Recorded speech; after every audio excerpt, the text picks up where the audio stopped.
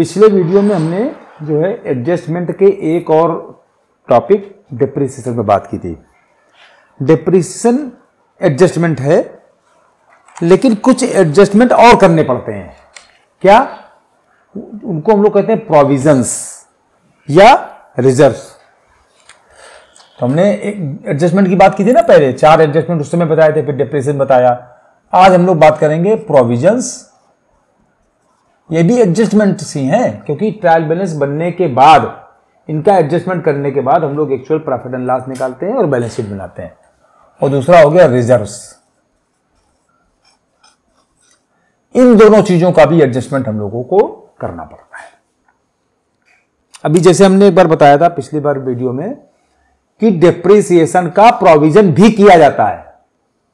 Depreciation का adjustment भी कह सकते हैं और डिप्रिसिएशन का प्रोविजन भी, क्योंकि अगर हम लोग यहां पर डिप्रिसिएशन का रिजर्व बना रहे हैं, डिप्रिसिएशन रिजर्व तैयार कर रहे हैं, डिप्रिसिएशन डेबिट करके डिप्रिसिएशन रिजर्व कर रहे हैं, तो वो प्रोविजन की कैटेगरी में आ गया है ना।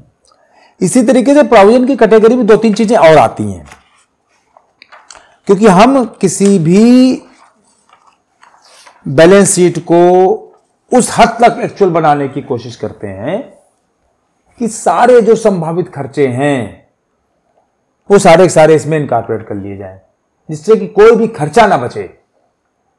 मतलब ये ना हो कि पता लगा हमने कह दिया भाई कि हमारा तो प्रॉफिट इस साल के 10 लाख रुपए हो गया, और बाद में जब एक्चुअली में कैलकुलेट किया तो उसमें जो कुछ ऐसे खर्चे थे जो हमने सोचे नहीं थे, उनका भी खर्चा निकल आया। जैसे बैड डेट्स, जो पैसा हमको व्यापारियों से लेना है माल की बिक्री का, वो नहीं मिलना है या नहीं मिला हमको, तो भी तुम्हारा खर्चा ही हो गया, क्योंकि हमने जब बिक्री दिखाई थी तो उसकी इनकम कर ली थी, और अगर पैसा नहीं मिला तो हमारा खर्चा हो गया फिर वो। तो प्रोविजन में एक तो हमने डिप्रिसिएशन का प्रोविजन बताया आपको, दूसरा बताया बैड डेट्स का प्रोविजन, मतलब जो हमारा डेट्स बैड हो चुका है और वो मिलेगा नहीं। और तीसरा होता है इनकम टैक्स या टैक्स का प्रोविजन, टैक्स का प्रोविजन है ना, इसका भी प्रोविजन करना पड़ता है। पता लगा 10 लाख रुपए की इनकम हुई, हमने कह दिया भाई 10 लाख रुपए की इनकम हुई, अभी उसमें से टैक्स भी तो देना है।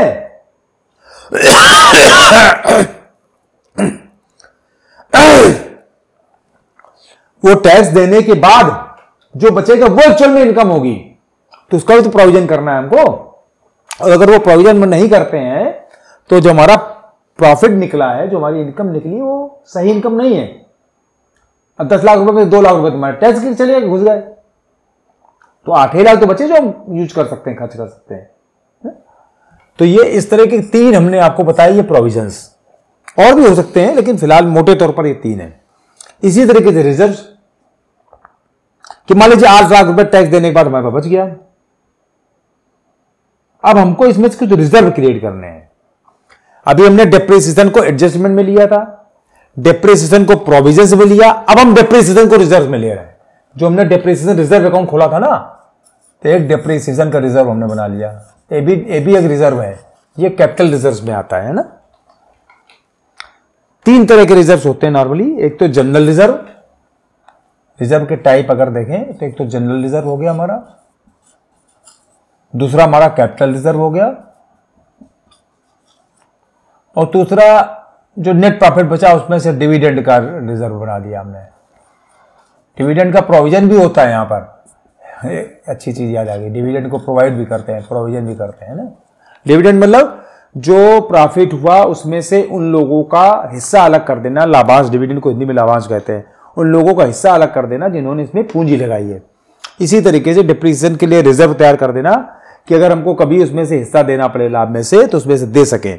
जनरल रिजर्व सिर्फ इसलिए कि 8 लाख हम पूरा नहीं खर्च करेंगे, हम अपने बिजनेस की वेल्थ बढ़ाएंगे, बिजनेस की वो बढ़ाएंगे, क्षमता बढ़ाएंगे, तो क्षमता बढ़ाने के लिए कुछ पैसा हम रिजर्व में डाल देंगे, और बाकी जो बचेगा उसको केवल खर्च करेंगे अपने उपयोग में।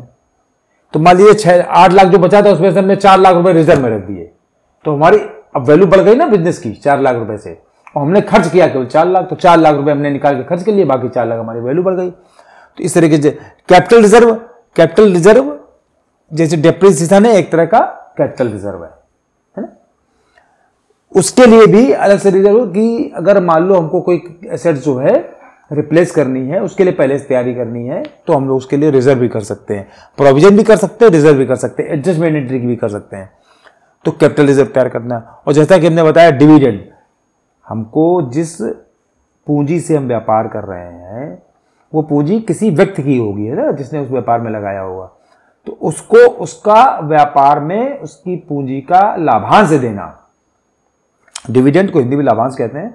तो वो लाभांश हमने अभी दिया नहीं है, लेकिन उसके लिए हमने या तो प्रोविजन कर लिया जैसा इसमें बताया, या फिर रिजर्व उसका बना लिया। तो रिजर्व बनाने से जब भी हमको देना पड़ेगा, हमारे पास पैसा रहेगा, उतना हम दे देंगे। तो इनकी भी एंट्रियां वैसे ही होती हैं, जैसे कि हमने बताया कि ये चूंकि खर्चे में जाएगा, डेप्रिसिएशन खर्चे में डेबिट हो जाएगा और डेप्रिसिएशन रिजर्व क्रेडिट हो जाएगा। अगर हम लोग को रिजर्व में ले रहे हैं, प्रोविजन कर रहे हैं तो डेप्रिसिएशन डेबिट हो जाएगा, एसेट्स क्रेडिट हो जाएगी, तो वहां एसेट्स में कम हो जाएगी। इसी तरीके से बैड डेट्स जो प्रोविजन फॉर बैड डेट्स हमारा एक्सपेंसेस में आ जाएगा, प्रॉफिट एंड लॉस में, वो प्रॉफिट में से कम हो जाएगा। और जो बैड डेट्स का क्रेडिट साइड जाएगा वो हमारे जो सन्डी डेटर्स होंगे, जो व्यापारियों से पैसा हमको लेना है, उसमें से कम हो जाएगा, वहां उसकी वैल्यू कम हो जाएगी। इसी तरीके से इनकम टैक्स का प्रोविजन मान लीजिए अभी 10 लाख में से 2 लाख रुपए हमको इनकम टैक्स देना है, लेकिन 31 मार्च को बना रहे हैं, उस समय तो हमने इनकम टैक्स दिया नहीं है।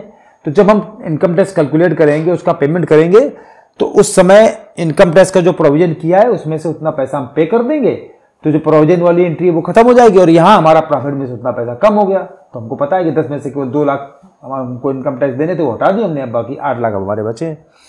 डिविडेंड फिर से वही बात कि जो लाभांश हमको देना था उसके लिए हमने पहले से अपनी तैयारी कर ली है।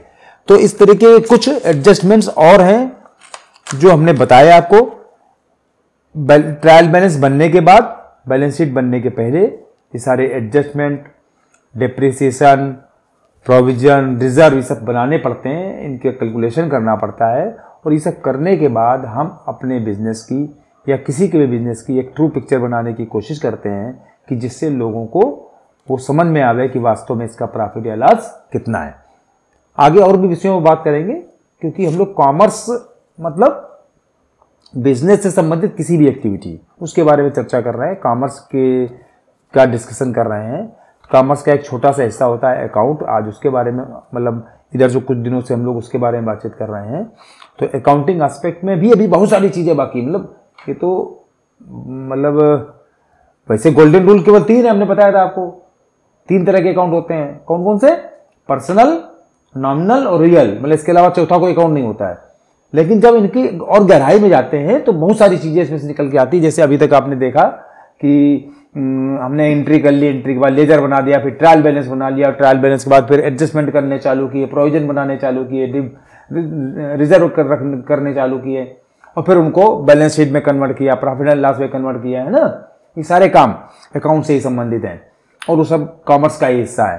तो ये सब हम लोग आपको बताते जा रहे हैं। और दूसरी बात ये कि और भी जो चीज़ें हैं, छोटी छोटी मान्यूट चीज़ें भी सब आपको बताएंगे। इसके अलावा कुछ आपको लगता है कि हाँ ये हमको प्रश्न करना है, ये चीज़ हमको पूछनी है कि ये क्या है, या कैसे होता है, इसका क्या फ़र्क पड़ेगा, कहाँ जाएगा, कहाँ डेबिट होगा, कहाँ क्रेडिट होगा, तो वो भी आप हमसे पूछ सकते हैं। वीडियो में नीचे जो कमेंट सेक्शन रहता है उसमें आप कमेंट करेंगे तो उसको हम देख के आपको जवाब देंगे, या तो ऑनलाइन जवाब देंगे या वहीं पर कमेंट में अगर समझेंगे कि केवल कमेंट में जवाब देने लायक है तो वहाँ भी जवाब दे सकते हैं। मिलते हैं हम लोग ब्रेक के बाद।